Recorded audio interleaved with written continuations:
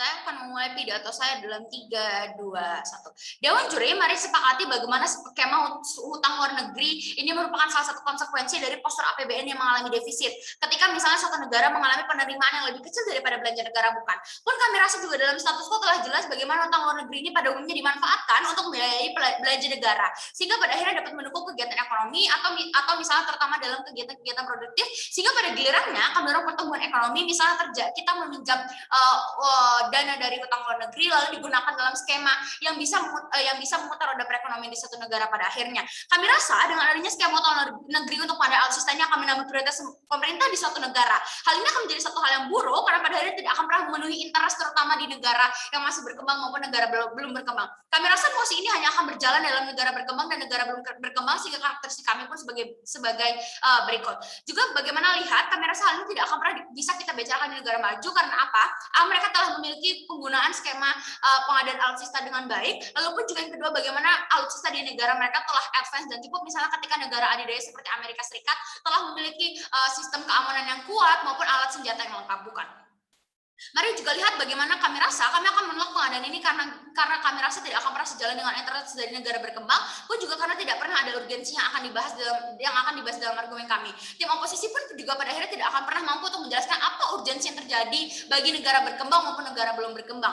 Oke, dalam perdebatan kali ini saya akan menyampaikan sebuah argumen. Yang pertama, mengapa hal ini dapat dijustifikasi dalam 3 layer. Mari masuk ke dalam poin layer yang pertama. Dewan juri, mari kita sepakati bahwa interest dari negara berkembang maupun negara belum berkembang adalah bagaimana ketika mereka dituntut untuk menjadi negara maju, bukan ketika misalnya semua negara yang ada di dunia mengharapkan bagaimana semua negara memiliki perekonomian yang baik, memiliki industri yang baik dan sebagainya. Pun juga kami rasa mereka sedang gencar-gencarnya untuk melakukan pembangunan infrastruktur dan mengatasi permasalahan ekonomi yang ada di negara mereka. Apa yang sedang terjadi di negara berkembang? Kami rasa mereka sedang marak industri, pembangunan pabrik, infrastruktur jalan dan jembatan, pembangunan fasilitas umum, penanganan kesejahteraan rakyat dan lain sebagainya, ataupun juga sekedar untuk pengentasan kemiskinan, bukan? Atau untuk negara yang belum berkembang, pemerintahnya misalnya hanya sedianya fokus bagaimana ketika rakyatnya mampu untuk mengakses air bersih ataupun juga mendapatkan akses listrik yang baik, ataupun juga misalnya mereka bisa mendapatkan makanan yang layak dan lain sebagainya, bukan? Contoh misalnya negara Thailand yang dimana mereka tidak pernah berorientasi pada pertahanan dan keamanan, tetapi justru mereka meningkatkan sektor ekonominya, terutama dalam misalnya mereka membuat suatu karya seni berupa film, musik, dan industri kreatif untuk meningkatkan perekonomian di negara mereka. Ataupun juga di sisi lain mari kita lihat contoh bagaimana negara yang belum berkembang juga mereka tetap mengutamakan bidang pertahanan dan keamanan negaranya seperti Korea Utara.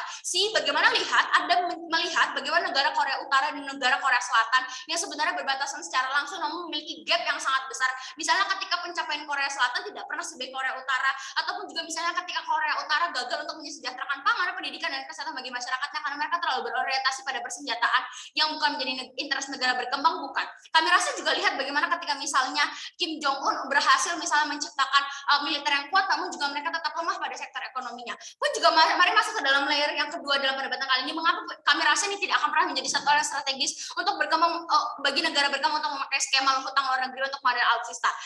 Pada dasarnya negara berkembang itu tidak ada masalah yang bisa menjadi satu urgensi untuk mereka mengadakan alutsista menggunakan skema hutang luar negeri.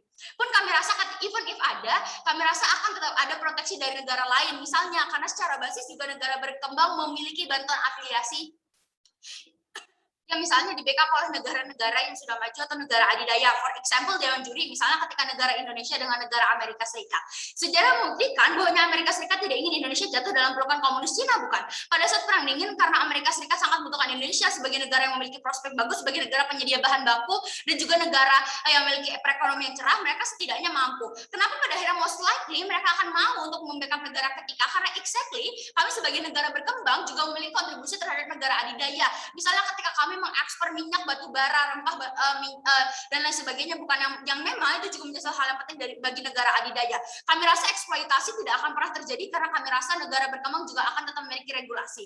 Atau misalnya ketika untuk negara yang belum berkembang dan terbelakang secara prinsip urgensi, mereka juga tidak butuh senjata untuk hidup misalnya, tetapi negara mereka adalah lebih fokus bagaimana mereka bisa menyalurkan listrik, air, dan sebagainya, bukan? Karena kami rasa ketika mereka memiliki peralatan senjata yang lengkap, tapi ketika mereka tidak memiliki perekonomian perekonomian yang baik, kami rasa hal ini tetaplah buruk di sisi mereka. Oke, juga mari masuk ke dalam poin yang ketiga. Kami rasa juga ketika kita berada di pandemi COVID-19, kami rasa tendensi dari negara untuk ingin memulai satu perang itu tidak sebesar dahulu, Dewan Juri. Bagaimana ketika pada saat ini yang paling urgent dari negara mereka adalah bagaimana mereka ingin memperbaiki internal dari negara mereka. Bukan. Mari kita link back bagaimana sebenarnya narasi utang luar negeri itu untuk apa. Jelas utang luar negeri digunakan untuk membiayai belanja negara sehingga dapat mendukung program pembangunan dan kegiatan ekonomi di suatu negara. Bukan. Kami mengharapkan adanya multiplier effect positif dari utang luar negeri untuk mendorong pertumbuhan ekonomi. Misalnya ketika kami ingin memulihkan perekonomian pasca COVID, misalnya kami memberikan lapangan pekerjaan ataupun misalnya kami memberikan bantuan langsung terhadap masyarakat kami. Bukan. Inilah yang menjadi urgensi dalam kami sebagai negara berkembang maupun negara yang belum berkembang. Maka dengan itu kami bangga sebagai tim pemerintah.